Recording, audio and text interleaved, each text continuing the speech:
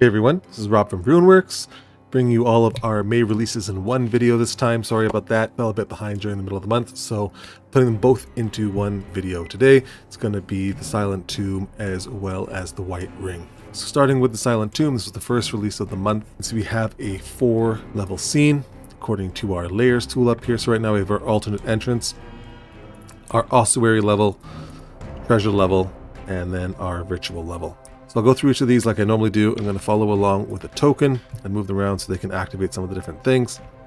Just note, when I'm selecting this token, he does not have vision. And if I were to run this scene, I would probably have the darkness level turned way up just to add a bit more atmosphere here. It is all underground. Okay, so first thing up here on the alternate entrance level, we have this toggle exit. So this is meant as an alternate entrance or exit to this tomb.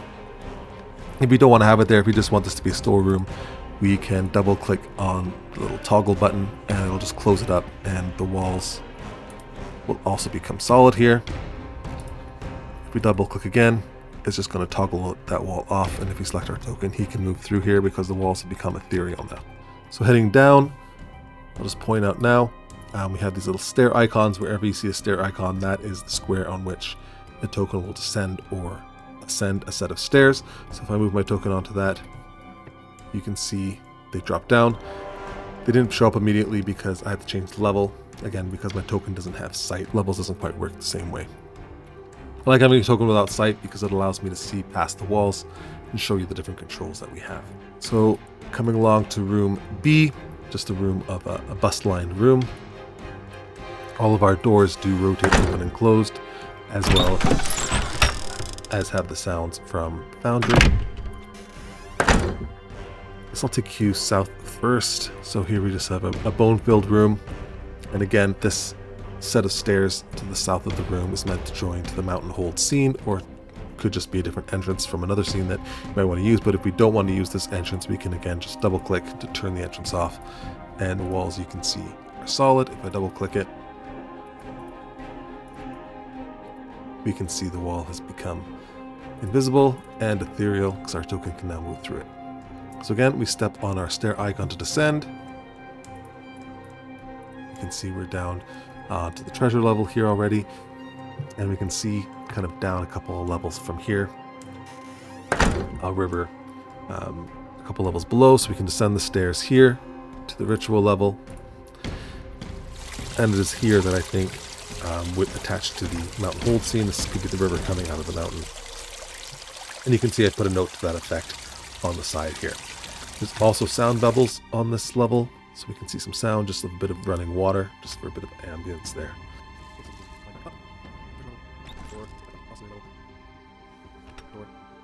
And we'll continue along the path of the dungeon. So we can open this door, we come to a statue-lined room now. And up here we can see there are a bunch of interaction points that players will be able to see and interact with. When we double click on one of these, we can see we can turn the handle if you want to, and there'll be an effect that'll happen when you turn the handle. So the idea behind this room is that when the right combination of handles have been turned, this middle statue will slide forward, revealing a passage into the ritual chamber area. So right now it's closed, so if my token had vision, they would not be able to see this stair behind here. It would just look all normal. So actually maybe I'll explain it first and then I'll show you what it looks like with the token with vision. If we don't want to use this little puzzle that I threw in, we can simply open the statue door by double clicking the open button. Game pauses to allow it to open. Then we have to unpause to continue the game. Then we can also double click. So those are kind of override controls if you want to use it that way. Another thing we can do is also use the reset button. That'll automatically close the statue door, as well as reset all the lights and the light counter tile. So the idea here is that all these torches must be lit in order to open up the statue door. Seems simple enough. There's a bit of a trick to it. Not a very hard one, but just something to get your players thinking a little bit. So if we double click on one of these handles, we can say yes to turn the handle. We can see it's turned, and it actually turned on 3 of the torches. So each of these handles will turn on a different amount of torches. And it's going to be up to your players to figure out which combination of handles will turn on all of the torches. So you might want to provide them that a clue to that effect, something like the door shall reveal itself once all torches are lit, or all the torches are different colors. So you could import like a rainbow, so once the rainbow is full, the statue will move, or the path shall be revealed. Something along those lines, just so they have an idea of what they need to do. Or you can leave it up to them to figure it out, to fool around with them until they have all of them lit. Which ones do they need to activate in order to open the door? Well, we have a little chart here, so we don't want to touch 1, we don't want to touch 4. If they hit 2, 3, and 5, all 5 of the torches should become lit. There might be other combinations that work as well, so they might fool around with them a lot. It should work regardless as long as they eventually get all of the torches lit. So if we hit 2, 3, I'm going to move my token over here because these are all limited to tokens that are within a square. Hit 5 now. You can see all the torches are lit, the game is paused, and the statue door is automatically opening. So if we want to reset, we can double click the reset button, closes the door, and shuts off all of the lights. If you want a bit of detail on how this actually works, these interaction points all modify variables on this tile.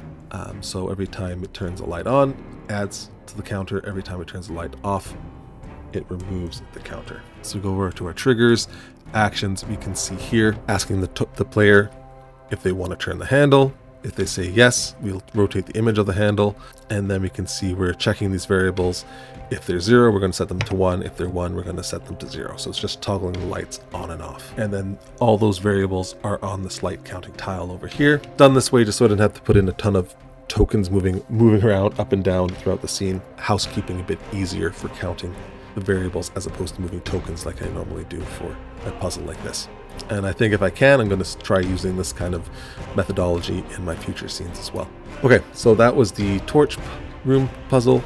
We're going to go further along into our room E, which is our ash room. So these urns, I would imagine, all hold the ashes of those passed away. You can see a large double door here leading down some stairs. And the lights are double clickable again, and that should be the same for all of the torches in the scene. We go down these stairs. Let's see my token right here. We just come into a chamber filled with coffins, kind of shelves of different coffins. Again, ruined over time, and a bit of maybe a ritual area over here on the right. Go back up to the ossuary level. Come over here. This is my token that actually has vision.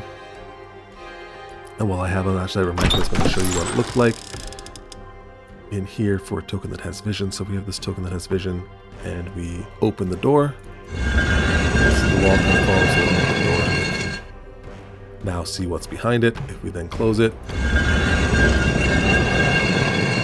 once it's closed, the token won't be able to see past here. Their fog of war is allowing them to see the stair currently, though. Let's keep on going. We now come down our last set of stairs. We can come into this final room, kind of blocked off, kind of a dead end it looks like. Again, busts around the room, probably of the lineage of people that are buried in this tomb. Bit of a seat to the north, saddled with these stone lions beside them. And if we look carefully at the room, we can see all the busts are filled except for this one in the bottom right. Now, this is important because this is kind of part of the clue on how to operate this rotating wall to the north of this room. The idea here is that this bust has to be replaced and then turned in order to open up the rotating wall to the treasure room. So there is another tile in the scene, which is the bust key. I'll point out when I get to that point. When we double click on that key, it'll remove the image of the bust from the scene, and it will apply to the token a tag called has bust key. So that would be the tag that we want to consider when we want to open up this secret door. So if I give it to this token, he will now have the ability to open the interaction point that would activate this rotating door. Now, where is this interaction point, you might say? Well, I have hidden it right now and given you guys the controls to show it when you want to, when it's appropriate. So right now you can see it's set to off in the right margin. If we want to set it to on, we can click this, and now we can see our interaction point show up over the bust area. I would only show this to the players once they had found the bust, and B, decide to try sticking something down there. I don't like having the interaction point there immediately, just because it kind of gives away the game. They can see it there, they know they need to interact with that point. We know our guy has the correct tag attached to him now. If he double clicks on the interaction point, it should work. So let's try it. If he double clicks it, insert strange bust. See the bust shows up, it rotates as though they're turning a key, and we can see that this door has rotated by 60 degrees. Players might come by, say, hey, we still can't get through. I'll show you the walls so you can see all the walls are still blocking entrance into the further room, but it doesn't seem like anything is out of the ordinary, so maybe we just need to turn it some more in order to see what's behind it. So we can turn it a second time, and we can see it's turned open now. And I guess this is actually probably best demonstrated with our token that has vision, so I'll bring him over quickly. He can actually see through and into the treasure room. Second reason why we had the rotating platform rotate only 60 degrees is because it hid this statue. So what I would expect is your players to be standing here waiting to see what's coming, see if they can see through into another room, and kind of ignore this side of the rotating platform. Why is that important? Well, because I've put this statue here. You don't have to use this, but you can cycle the statue image and have them turn off and on. So he might just appear as a statue, but maybe it's a golem guardian that when the passageway is opened, this golem will animate and attack anybody. So you might have players being like, oh, what's in there? I gotta see what's in the treasure room, and not realize that there's actually a golem that has been brought into their room that might want to attack. So that's what this idea behind the statue on the other side is for, kind of as a last guardian to the treasure room. Now I keep on referring to it as a treasure room. Right now it is set to a sarcophagus, so I just thought I'd try to provide you a bit of an option here. See, it's selected. We can cycle the sarcophagus lid in the right margin as well to the one we want to choose. I would suggest cycling it until it is transparent, and then we can cycle the inside to whichever variation we want. So I did pull some of my old variations from other sarcophaguses into this, but I did make a couple of new variations as well. And then we can go back and cycle the lid. When you do have this sarcophagus variation selected, we can bring in a token and they can use the interaction point on top of it to hide the lid and see what's inside. So to players, the lid will completely disappear. The GM, it's still showing faded, it's hidden, not switched to a transparent image. And they can replace it again by double clicking it. So that's kind of how the rotating platform works. I'm going to turn the bust on, and then I'll just show you what happens if the token doesn't have this has bust key tag on it. So now if we take our token, try double clicking this interaction point, nothing will happen. So you have to insert the right bust key into there. So the way I imagine this bust key is kind of just the head, the bust, like a regular statue bust, but then extending down from the neck of the bust would be kind of a spinal cord looking extension that would actually be kind of the teeth of the key that could slide down into this little platform and then be twisted to kind of turn open the secret passageway. If you don't like using the interaction point or having your players opening the door themselves, I have provided manual controls over here. So we have two controls. You can either rotate 60 degrees or rotate 180 degrees. I'll also note, it's going to hit reset here. If a player decides to go say, hey, maybe someone needs to sit on the throne, they can sit on the throne and you can rotate it and they will rotate with the rotating wall as it moves. If this does happen, a player might be on the other side while this golem activates and attacks the party. Treasure room, we talked about the sarcophagus. There are a couple of other options, just a bit of treasure, so some chests on an old table, and then we can also have it empty in case you guys want to add whatever tiles you need. Last thing is we got to go down behind the statue door into the ritual room. So I'll take my token of vision for this. So I'm not going to go through the torch puzzle again, but I'll just open it manually. Here somewhere. See the statue move. Now we can take our token, unpause the game, and move down. So first on the treasure level now, we just see kind of some balconies looking down into the ritual chamber. A set of stairs that can also rise onto the other side. Another set of balconies. Might be an interesting place for some sort of combat. And then they can go down either to the right or the left onto these stair icons into the ritual chamber. So we go down and we can see a couple of more sarcophaguses here. And then we can move to the right to get to the main portion of the ritual chamber. And here we have some more variations. Before I get to the variations, I'll just point out over here. We have this little blue drawing, and we can see the the bust key. So if I go to my drawings, ritual level, I can take this and move it, and then using this, rotating it, I can put the bust key wherever I want. I put it here because I just thought it kind of blended in well. The drawing is hidden, so players shouldn't be able to see it. And if they do ever want to pick it up and say, hey, can I take this weird bust and spinal cord with me? Players can come up to the bust and double click it to take it. I just want to demonstrate first, so this token does not have a tag on it at the moment. There's a token, and he decides to double click on the bust. You just double click on it. You can see that the image is still there. It's become hidden, so it'll be gone from the scene for players. Check the token tag. I always go the wrong way. You can see the has bust key tag has automatically been added to the token that double clicked on the bust key. And so now this token is considered to have the bust key and will be able to activate the interaction point in the treasure chamber. Now, if they decide to give the bust key to another player, you'd have to move that tag over to the other player if they want to activate the interaction point. The player that's using the interaction point must have that tag associated to them. And if you do want to reset this image of the bust key, you just have to go to the tiles tool, click on the tile, and then unhide it. And then another player can use it, or it can be used again. Now, the last trick to the scene is this ritual room. So we have a few options for it. We have a sarcophagus here. You have to double click to show it. We can see that the lid is hidden. That's probably because I used the token to open it before, but we can just replace the lid and now it becomes solidified. You have options to cycle through the lid as well as the interior. So it's the same as the sarcophagus in the treasure room. Next, we can change it to an altar. Just kind of a blood altar, some spilt blood out of a goblet, this weird bowl in the middle of the room. And we can change it to a magic gem. So some sort of tesseract or magical device on top of this altar table in the middle of the ritual room. And we can toggle the light for it just with the toggle light button beside the magic gem button. And then lastly, we have this floor mural. If we don't want anything on the top of the dais, we can just have this mural instead. Okay, so that's the silent tomb. We're gonna have to go through White Ring, and I'll take you there now. Okay, and here we are at our second scene. This is called the White Ring. It's meant as a sort of open-aired temple. So we have two controls here for this customizable scene. We have our background options on the left, and then we have our central image options on the right. So I'll go over the background first. Pretty simple. Right now we're on the grasslands variation. Click one lower, we go to our forest variation.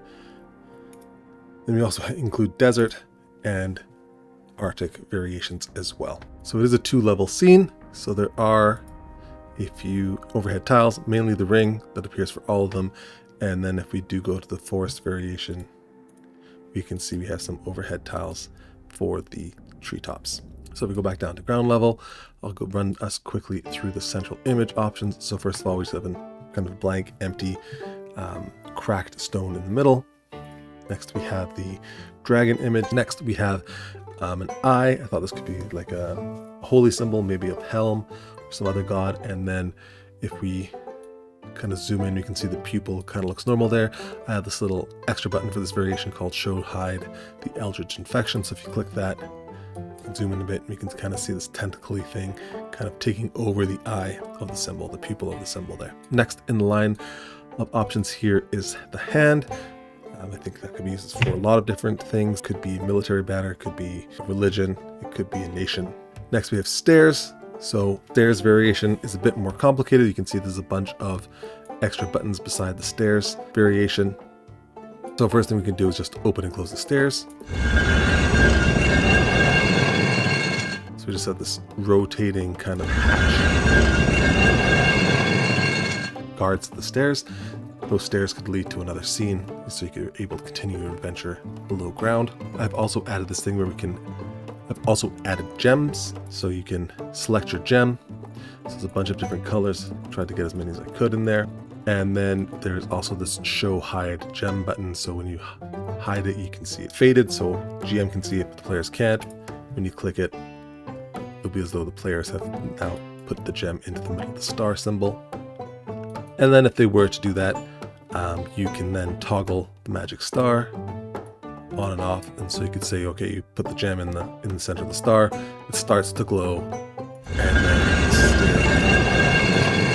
so that's kind of the idea behind it. After the stairs, we have the sun variation. So just an image of the sun, very common holy symbol.